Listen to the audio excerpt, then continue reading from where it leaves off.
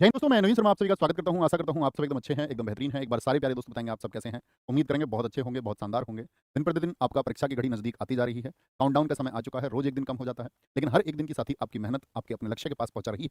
उस मेहनत को करते रहिए और ये तो दिन तो खत्म हो ही जाने हैं। वो घड़ी भी आएगी जब आप परीक्षा हॉल में बैठे होंगे। वही उम्मीद है कि शानदार प्रदर्शन करके आएंगे। आप लोगों ने हमेशा इतनी मेहनत से सीखा है। तो आज की साथ ही इस चौथी क्लास में हमारा जो टॉपिक रहेगा लिंग वचन काल कारक। बड़े छोटे छोटे टॉपिक हैं, मूल नियमों का इस्तेमाल करते हैं, हम उनको कर सकते हैं। कक्षा में भी करेंगे और फिर से सीखेंगे। आप लोगों की तरफ से वही उम्मीद है कि 37 में से 37 स्कोर मुझको करके दिखाइए। हम यहाँ पर साथ ही एक कक्षाएं कर चुके हैं। आपका 3 आज चौथी कक्षा यानी 1 अगस्त और महीना भी शुरू हो चुका है आपका परीक्षा वाला, जिसमें आपकी परीक्षा होनी है। यानी अब से लगभग 20 दिन बाकी रहेंगे। 23 अगस्त में हम 20 ही दिन कहें तो ठीक बात होगी। तो शुरू करते हैं आज की क्लास को, जिसका पहला प्रश्न आप लोगों के सामने है कि संज्ञा के जिस रूप से पुरुषत्व या स्त्रीत्व का बोध होता है उसे क्या कहते हैं। कि किसी के पुरुष होने या स्त्री होने का पता चलता है। तो हिंदी भाषा कहती है जब पुरुष होने का पता चले या स्त्री होने का पता चले उसी को हम लिंग कहते हैं। क्या कहते हैं? उसी को हम लिंग कहते हैं, जेंडर। तो हिंदी भाषा में पूछा जाता है कि लिंग कितने होते हैं, बताएंगे जी। हिंदी भाषा में लिंग कितने होते हैं? तो हिंदी भाषा में कितने लिंग हैं? सिर्फ क्या बोलेंगे? जो प्रश्न में भैया लिखे हुए हैं 2 लिंग होते हैं। कौन कौन सा? जो पुरुष जाति का बोध कराए पुल्लिंग, और जो स्त्री जाति का बोध लगाए उसको स्त्रीलिंग कहेंगे। लेकिन संस्कृत भाषा के भी अक्सर, क्योंकि आदिजन्य हिंदी की क्या है, हिंदी का जो जन्म हुआ है वो किससे हुआ है? संस्कृत से हुआ है। तो संस्कृत भाषा में लिंग कितने होते हैं? तो वहां पर 3 होते हैं। एक लिंग कौन सा बढ़ जाता है? एक नपुंसक लिंग और बढ़ जाता है। तो संस्कृत भाषा में कहेंगे भैया 3 होते हैं, नपुंसक लिंग, पुल्लिंग और स्त्रीलिंग होता है। ठीक है। लिंग की बात में कोई दिक्कत? अब जैसे हमने बोला कि पुल्लिंग जो होगा वो किसका बोध कराएगा? आपका पुरुषत्व का बोध कराएगा। जी भैया, तो कुछ पुल्लिंग शब्द आप लिखें। कुछ पुल्लिंग शब्द आप लिखें जिनको आप जानते हो। जैसे पुल्लिंग की मैं बात करता हूं, जैसे मैंने एक शब्द लिखा शेर, एक पुल्लिंग शब्द है। जैसे मैंने लिखा पेड़, एक पुल्लिंग शब्द है। जैसे साथ ही मैं लिख सकता हूं कि सोना एक पुल्लिंग शब्द है, सोना गुड़ एक पुल्लिंग शब्द है। जो स्त्री का बोध कराएं उसको हम क्या बोलते हैं? आपका स्त्रीलिंग कहते हैं। और स्त्रीलिंग शब्द भी आप एक एक लिखें। मैं एक बात आपको सिखाना चाहता हूं जो परीक्षा में सारे आपके दुख दर्द दूर कर देगी। माता एक स्त्री जाति का बोध कराता है। आत्मा एक स्त्री जाति का बोध कराता है, आत्मा। तीसरा गति शब्द हम लिख सकते हैं। ये क्या है? स्त्री जाति का बोध कराने वाले शब्द हैं। अब समझना, मैं आपसे हमेशा कहता था कि लिंग की पहचान आप कैसे करेंगे। लिंग की पहचान कैसे होती है साथी, तो याद रख लेना भैया। लिंग की पहचान के तरीके हैं, क्रिया का प्रयोग कर लीजिए। यानी क्रिया में अगर आपको लगता है कि आप शेर से कोई वाक्य बनाएंगे, जैसे मैं सारे साथियों से ये आपका प्रार्थना करता हूं कि आप शेर से एक वाक्य बनाइए, ऐसा वाक्य जिसमें शेर शब्द का प्रयोग हो, जल्दी से बनाएंगे। सबकी तरफ से एक वाक्य आना चाहिए। तो हम लिखेंगे भैया क्रिया का प्रयोग। क्रिया में अगर हम आता है रहा है तो आ आए तो पुल्लिंग और ई आए तो स्त्रीलिंग। क्या बोलेंगे? रही है। सर्वनाम का प्रयोग करके हम पता लगा सकते हैं। वाक्य में आप मेरा या मेरी लगा सकते हैं। तो मेरा आएगा तो पुल्लिंग और मेरी आएगा तो स्त्रीलिंग। ये पुल्लिंग की पहचान होती है, ये स्त्रीलिंग की पहचान होती है। विशेषण का प्रयोग करके भी आप लगा सकते हैं। विशेषण का प्रयोग करके, विशेषण क्या होता है साथी? अच्छा और अच्छी। विशेषण का अर्थ मतलब अच्छा पुरुष जाति को और अच्छी स्त्री जाति को। तो शेर के लिए क्या बोलेंगे? शेर से मैं देखूंगा किसी दोस्त ने अगर वाक्य बनाया हो, जरा दिखाएं। शेर अच्छा है। एक हमारे दोस्त गुड्डू यादव ने, हम 4 दिन की कक्षा में आज एक साथी का नाम हमने लिया है गुड्डू। तो गुड्डू ने लिखा है आपका शेर जंगल का राजा होता है। तो ता है, या बोले शेर घूम रहा है, शेर अच्छा है, मेरा शेर। तो ये क्या हो गया? पुल्लिंग हो गया। आप हमेशा इनका प्रयोग करके किसी भी शब्द का लिंग निर्धारण कर सकते हैं, किसी भी। जैसे गति को देखिए, क्या बोलेंगे? गति हुई। ठीक है। आत्मा दिखी, माता आई, सोना, सोना क्या बोलेंगे? सोना। क्या बोलेंगे? दिखा, ऐसे बोलेंगे। आपका पेड़ बढ़ रहा है, पेड़ दिखा। तो आ आए तो पुल्लिंग और ई आए तो भाई साहब स्त्रीलिंग होगा। किस पुल्लिंग शब्द का लिंग परिवर्तन सही नहीं है? सही नहीं है, बताएंगे। नायक का नायिका होता है, सेवक का सेविका होता है, अनुज का अनुजा होता है, और साथी संचालक का संचालिका होता है। तो क्या बोलेंगे भैया? ये गलत हो गया, क्योंकि संचालक का क्या लिख रखा है? संचारिका। तो होना क्या चाहिए? संचालिका। और मूल नियम क्या होता है? मूल नियम कहता है कि वो शब्द जिनके अंत में अक आए तो अक का ई का कर दो। अक का क्या कर दें? सिर्फ ई का कर दें। जैसे मैं आपसे पूछूं लेखक का आप क्या कर देंगे? तो यहां ध्यान देना, ई कैसी है? लघु ई है। तो हमेशा लघु ही होनी चाहिए, बाएं तरफ ही होनी चाहिए। ऐसा ना हो कभी आप ये लिख दें, कभी कभी विकल्प इस तरह से भी देता लेखी का, तो दीर्घ ई नहीं आएगी। हमेशा क्या बोलेंगे भैया जी? लघु ई आएगी। हम इस बात को बहुत अच्छे से जानते हैं, बहुत अच्छे से जानते हैं। ठीक है। विकल्प सी को देखिए, कभी कभी शब्दों के बाद में आ लगा करके भी स्त्रीलिंग बनाया जाता है। जैसे तने माने होता है बेटा, पुत्र, और तने का स्त्रीलिंग क्या हो जाता है? तो क्या बोलेंगे? तनिया हो जाता है, तनिया। शिष्य का स्त्रीलिंग क्या होगा साथी? जरा सोचें। शिष्य का क्या होगा? तो आप कहेंगे भैया शिष्या हो जाता है। क्या हो जाता है? शिष्या हो जाता है। भवदीय आदरपूर्ण किसी को बोलते हैं तो भवदीय का स्त्रीलिंग क्या हो जाता है? भवदिया हो जाता है। क्या हो जाता है? भवदिया हो जाता है। ठीक है। तो अक का ई का कभी नहीं भूलेंगे, कभी भी हो। जैसे मैं बोल दूं आपका पाठक का पाठिका हो जाएगा। ठीक है। गायक का गायिका हो जाएगा। तो अक का हमेशा ई का होगा दोस्त। ठीक है। नेक्स्ट, लिंग के आधार पर असंगत शब्द युग्म कौन सा होगा? पूरी कक्षा पढ़ रही होती है, ठीक है, लेकिन कुछ साथी अलग बात कर रहे होते हैं। वो 2-4 ही होते हैं। भाई आप अपना भविष्य प्लीज अंधकार में मत पहुंचाओ, सिर्फ उत्तर दें, अतिरिक्त बातें ना करें। हमारी तुम्हारी नमस्ते हो चुकी है, उतना भर काफी होता है। फिर कक्षा में ध्यान लगाया करो, है ना। लिंग के आधार पर असंगत शब्द युग्म कौन सा है ये आपको बताना है। तो श्रीमान का श्रीमती होता है। जी भैया, मान का हमेशा मति होगा। मान का क्या हो जाएगा? हमेशा मति हो जाएगा। जैसे आयुष्मान, मैं आपसे कहूं आयुष्मान का क्या हो जाएगा? तो मान का क्या कर देंगे? सिर्फ मति कर देंगे। क्या बोलेंगे भैया? मति कर देंगे। विद्वान का विदुषी होता है क्या? जी भैया, स्त्रीलिंग होता है। युवा का युवती होता है। क्या बोलेंगे? जी भैया। दाता का क्या दत्री होता है? जी नहीं, दाता का दत्री नहीं होता। तो क्या बोलेंगे? ता का हमेशा परिवर्तन होता है दीर्घ त्री में। ता को हमेशा बदलेंगे किसमें? त्री में बदलेंगे। जैसे नेता का बताइए सारे लोग क्या होगा? तो नेता का बहुत सारे लोग नेती लिख देते हैं, विकल्प में आता है। यूपी पुलिस 2018 पूछा गया, क्या बोलेंगे भैया? नेत्री होगा, नेत्री। तो कभी भी ता आए तो अंत में त्री आ जाएगा। कर्ता आ जाए तो क्या बन जाएगा? आपका कर्त्री बन जाएगा। तो दाता का क्या हो जाएगा? दाता का होगा भाई साहब आपका दात्री। जैसे विधाता का क्या हो जाएगा? विधाता का, तो आप कहेंगे विधाता का भैया जी विधात्री हम कर देंगे। तता का त्री होता है। जैसे ऑप्शन ए में क्या बताया? मान का होता है मति, ये परीक्षा में सबसे ज्यादा पूछा जाता है। और ऐसे ही वान का क्या होता है, जरा बताएं? मान का तो मति होता है, वान का कभी भी स्त्रीलिंग बनाए तो क्या बन जाएगा, वती बन जाएगा, वती। जैसे हम बोलते हैं धनवान का स्त्रीलिंग क्या होगा, तो सिर्फ कुछ नहीं करना, भगवान का स्त्रीलिंग क्या होगा, तो वान कहीं भी आए तो वती कर देना है, धनवान का धनवती हो जाता है, स्त्रीलिंग में परिवर्तन है, और भगवान का क्या हो जाएगा, भगवती हो जाएगा, क्या हो जाएगा, भगवती हो जाएगा, मान का मति, वान का वती, और ता का त्री हो जाता है, ता का क्या हो जाता है, त्री हो जाता है, ठीक है। और ऐसा नहीं कि सभी पर लागू भी हो जाएगा, देख लेना शब्द अर्थपूर्ण बनता भी है या नहीं बनता है। नीचे 4 शब्द दिए गए हैं, इनमें से 3 शब्द स्त्रीलिंग हैं, जिसका एक शब्द पुल्लिंग है, कौन सा शब्द पुल्लिंग होगा। अब आपको जो मैंने सिखाया कि या तो विशेषण से पता करिए, या क्रिया से पता करिए, या फिर आपका सर्वनाम से पता करिए, तो क्या बोलेंगे जी, कौन सा शब्द पुल्लिंग है, मेरी चाल ऐसे बोलोगे या मेरा चाल बोलोगे, चाल अच्छी है, चाल अच्छी है, ठीक है, चाल अच्छी है यानी स्त्रीलिंग हो गया। मेरी दाल नहीं गल रही है, दाल अच्छी है। मेरी खाल अच्छी है, क्या बोलेंगे, खाल उतर रही है। गाल क्या बोलोगे, मेरा गाल, मेरा, ठीक है। गाल अच्छा है तो क्या बोलेंगे उसको, ये भैया पुरुष जाति का बोध करा रहा है, अर्थात पुल्लिंग शब्द हो जाएगा।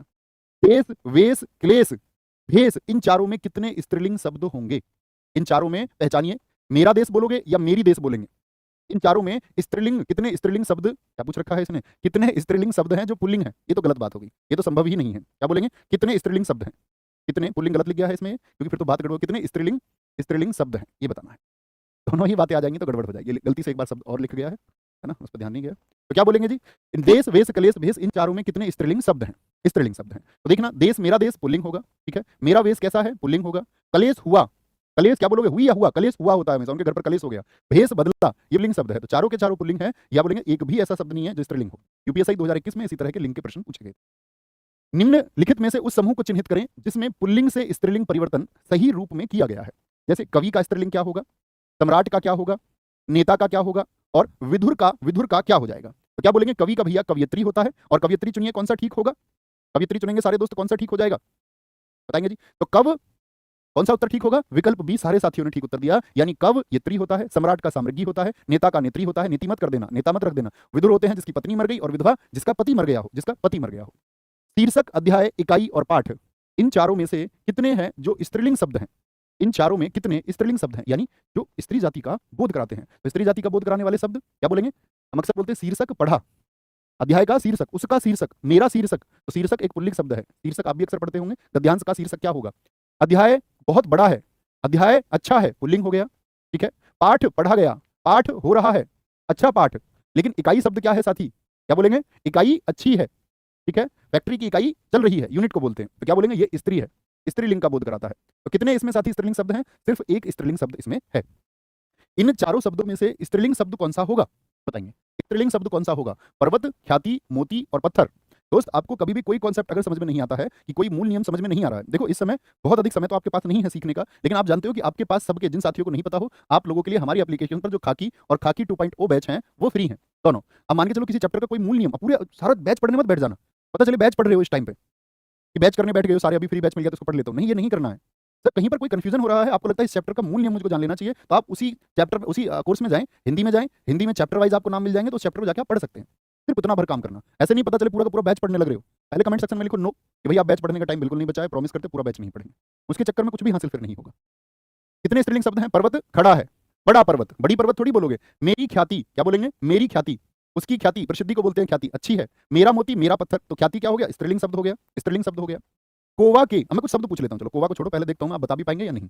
मैं कुछ शब्द आपसे पूछना चाहूंगा, मुझे बताना। जैसे मैं बोलूं जलज शब्द कैसा लिंग है, ये सबसे ज्यादा दिक्कत करते हैं बच्चों को, इनका लिंग नहीं बता पाते हैं। जलज है, स्वेदज है, स्वेदज जिससे स्वेद अर्थात पसीने का जन्म होता हो, जैसे कमल है जो जल में जन्म लेता हो, सरोज, सरोज, इनका लिंग बताइए सभी का। तो याद रख लेना, जब अंत में जय हो, अंत में जय हो तो पुल्लिंग होता है। अंत में जय किसकी पहचान कराता है, ये कुछ प्रमुख शब्द हैं, पुल्लिंग होता है। जैसे अंत में आर वाले शब्द होते हैं, आर आ जाए किसी में, या अंत में आपका आय आ जाए, या अंत में आपका आस आ जाए, जैसे कुछ शब्द होते हैं। जैसे आर वाला शब्द आप भी सोच सकते हैं, संसार हो गया, ठीक है, संसार हो गया। आय वाला शब्द अध्याय हो गया, अध्याय हो गया, अध्याय हो गया आपका। आस वाला शब्द विश्वास हो गया। ये शब्द कैसे होते हैं, आर आय आस जिनके अंत में हो, तो पूछा भी गया है जिन शब्दों के अंत में आर आय आस होते हैं उनको क्या कहते हैं, वो कैसे शब्द होते हैं। तो भैया जी वो सॉरी स्त्री बोल रहा हूं, वो कैसे शब्द होते हैं, वो सभी पुल्लिंग शब्द होते हैं। कैसे होते हैं, वो सभी साथी पुल्लिंग शब्द होते हैं, ठीक है। नेक्स्ट, कोवा के स्त्रीलिंग के निर्धारण के लिए क्या किया जाता है। कोवा का अगर आपको स्त्रीलिंग बनाना है तो क्या बनाएंगे, कोई कर दें, कोई। जैसे तोता का स्त्रीलिंग बनाना है तो तोती कह दें, तोती कह दें क्या उसको, तो आप क्या बोलेंगे, नहीं भैया ऐसे नहीं होता है, अंत में इससे बात नहीं बनेगी। कोवानी या स्त्री कोवा बोले या फिर मादा कोवा, तो सबसे सही चुनाव क्या होगा कि मादा का प्रयोग हम कर सकते हैं। नर जो प्रयोग है ये पुरुष जाति के लिए होता है, मादा ये स्त्री जाति के लिए साथी होता है। जैसे कुछ शब्द लिखें, मक्खी को आप मक्खा नहीं कह सकते, मक्खा, तो नर मक्खी बोलना पड़ेगा। जैसे आप देखते होंगे बायोलॉजी में आप पढ़ते होंगे, क्या बोलेंगे, उसको बोलते हैं मच्छर, क्या बोलते हैं, मच्छर कहते हैं, मच्छर। तो आप मच्छरी बोल देंगे क्या? नहीं भैया, मादा मच्छर बोलेंगे, मादा मच्छर, ठीक है? जैसे आप कहते हैं मादा एनाफ्लीज मच्छर के काटने से ये रोग होता है। तितली शब्द है, तितला मत कर देना। मकड़ी का पुल्लिंग मैं तुमसे बनवाऊं, मकड़ा मत कर देना, मकड़ा कर दो कभी। तो ये सभी शब्द क्या है आपके नर और मादा लगा करके। गेंडा शब्द होता है, इसका गेंडी मत कर देना, गेंडा होता है। बत्तख होता है, बत्तख, ठीक है? छिपकली शब्द होता है, छिपकली। ना जाने कितने शब्द होते हैं। खटमल शब्द होता है, खटमल, ठीक है? गिलहरी शब्द होता है, उसका गिलहरा मत कर देना कि पता चले पेपर में गिलहरा एक विकल्प लिख के आया और आपने उस गिलहरा को चुन लिया, तो ये नहीं होगा, ठीक है? आगे नेक्स्ट।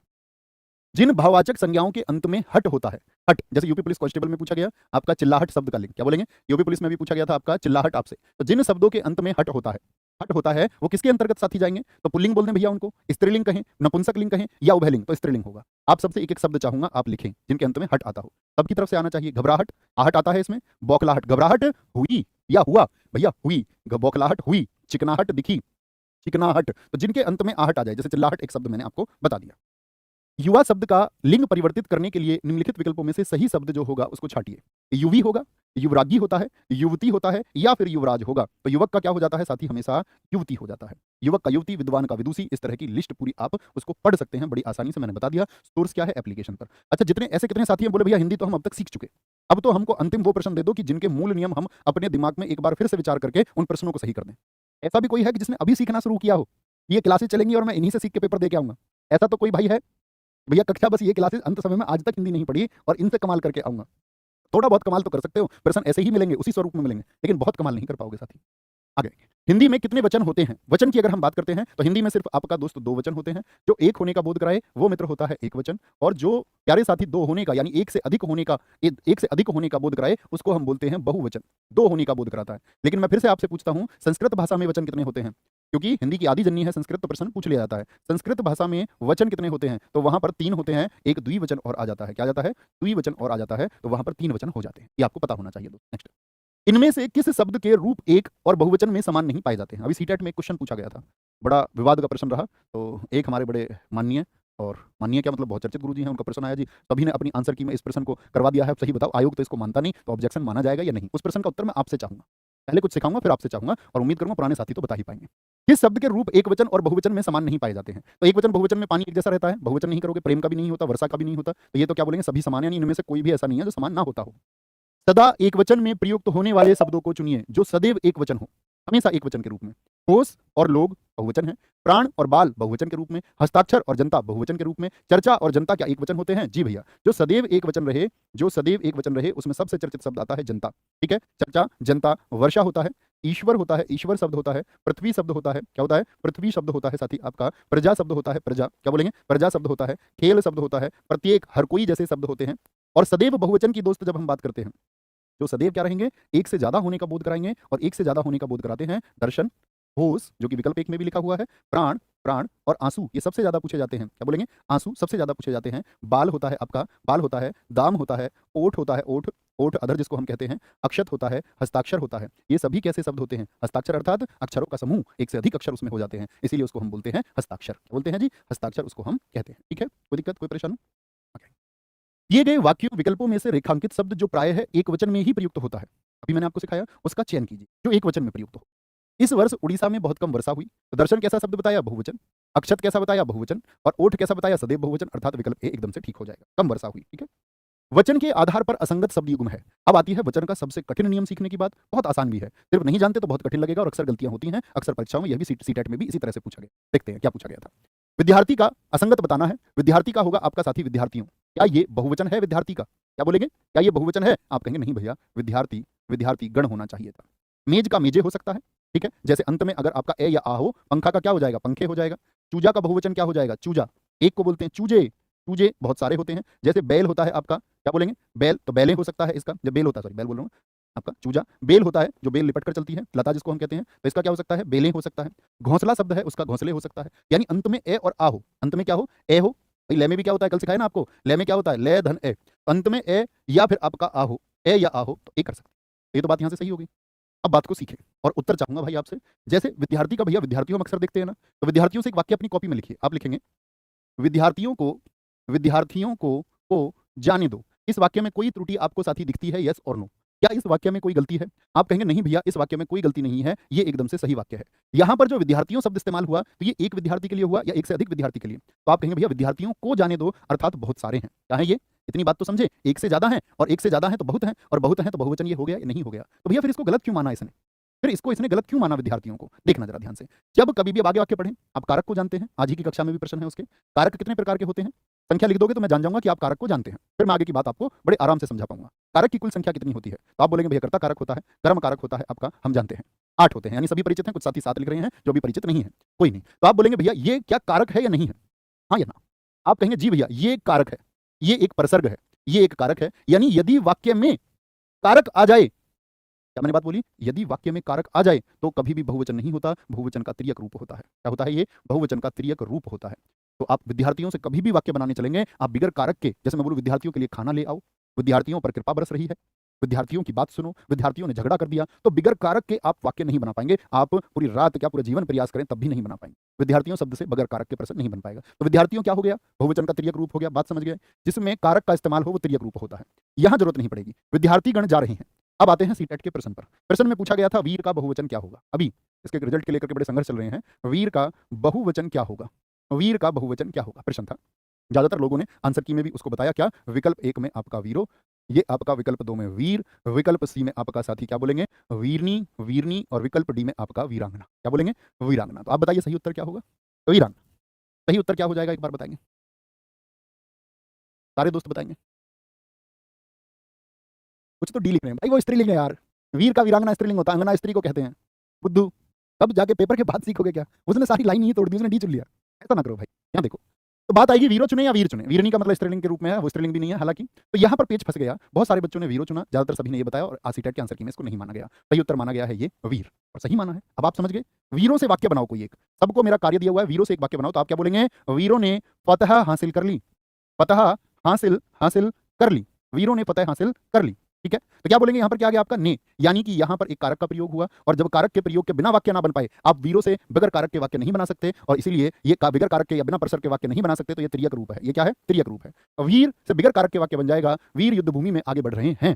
वीर आगे बढ़ रहे हैं, वीर युद्ध भूमि में आगे आगे बढ़ रहे हैं। किसी कारक की आवश्यकता ना हुई। और जब बहुवचन होता है, शुद्ध बहुवचन हम उसी को कहते हैं जिसमें कारक की आवश्यकता नहीं होती। एक बार थम्स अप करके बताओ, बात समझ में आ गई? अब मैं आपसे 2 प्रश्न पूछने वाला हूं। 2 क्या, क्वेश्चन तो एक ही है। धागा, धागा और धागो, इसका बहुवचन कौन सा होगा? बहुत सटीक तरीके से आपको चुनना है साथी। धागो होगा या फिर धागे होगा?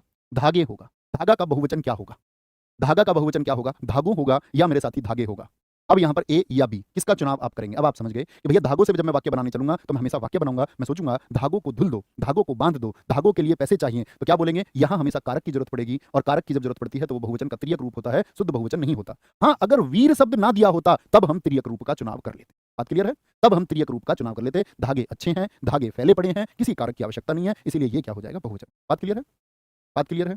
निम्नलिखित में से बहुवचन की दृष्टि से कौन सा युग्म सही नहीं है?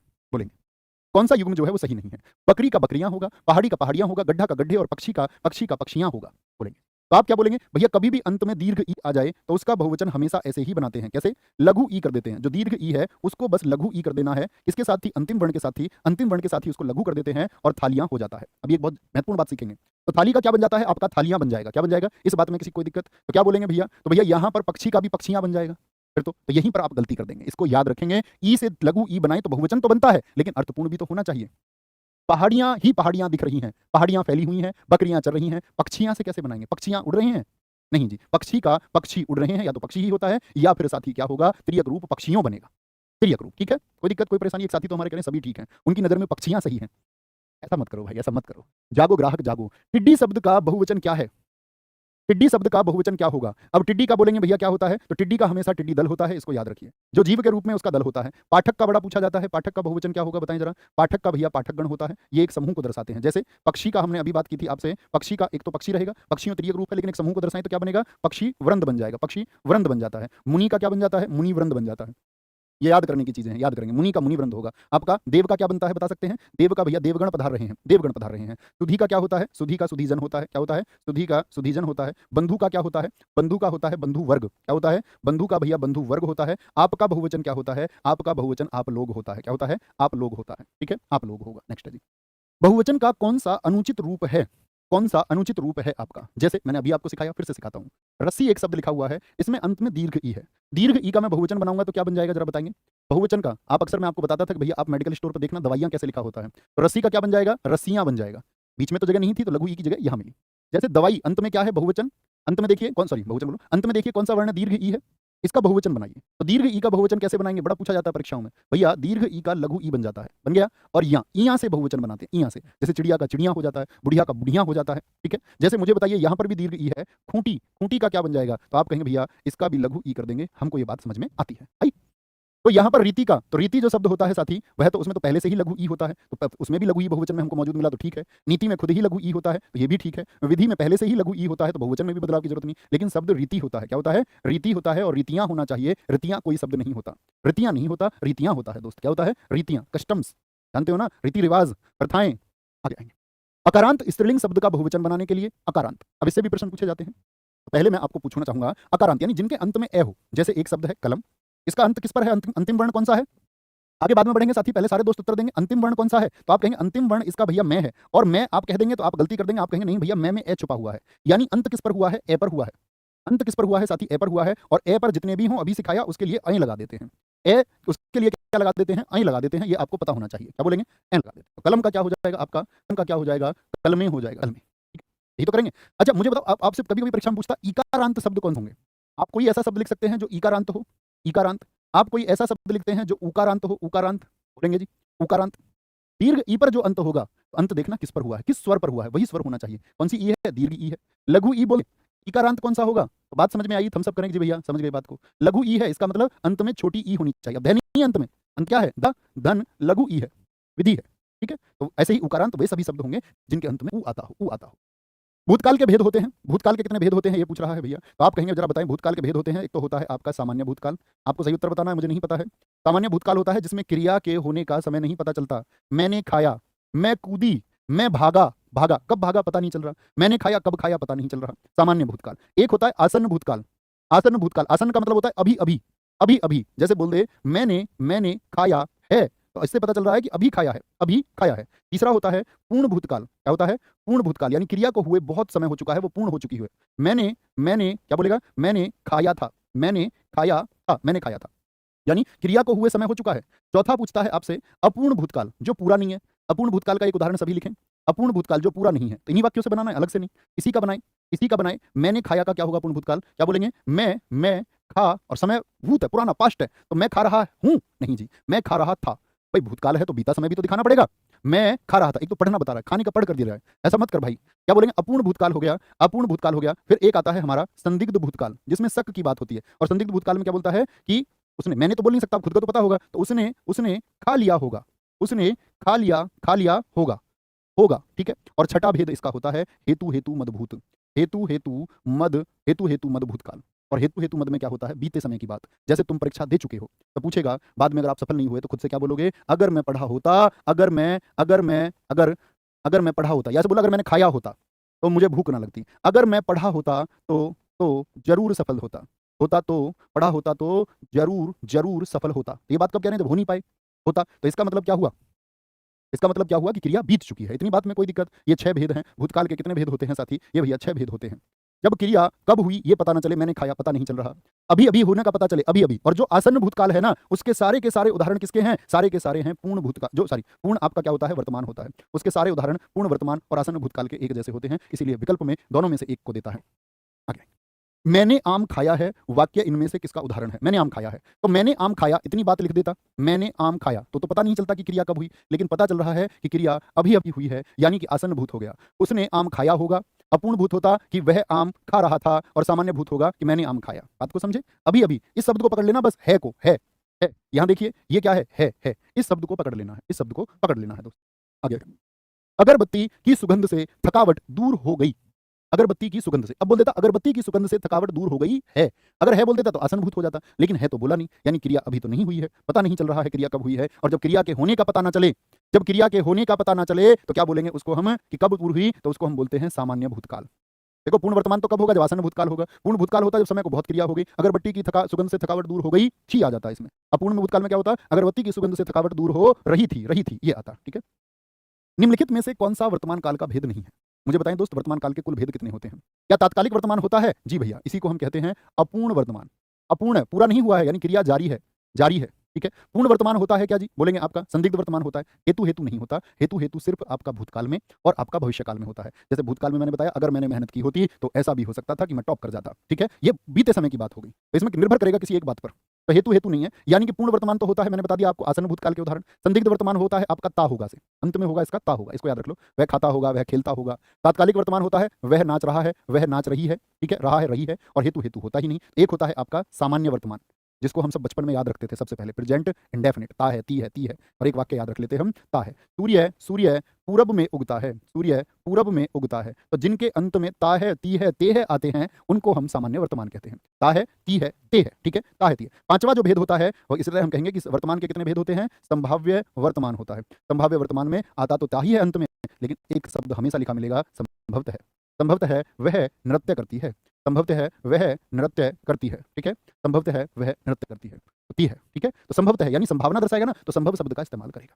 सामान्य में ता है, ती है, हेतु हेतु होता नहीं, ता होगा, पता नहीं है, संदेह की स्थिति है, संदिग्ध बात है। वह नाचता होगा, वह खेलता होगा, ठीक है। तात्कालिक में रहा है, राम खेल रहा है, यानी अभी क्रिया चल रही है, पूरी नहीं हुई है, पूर्ण है।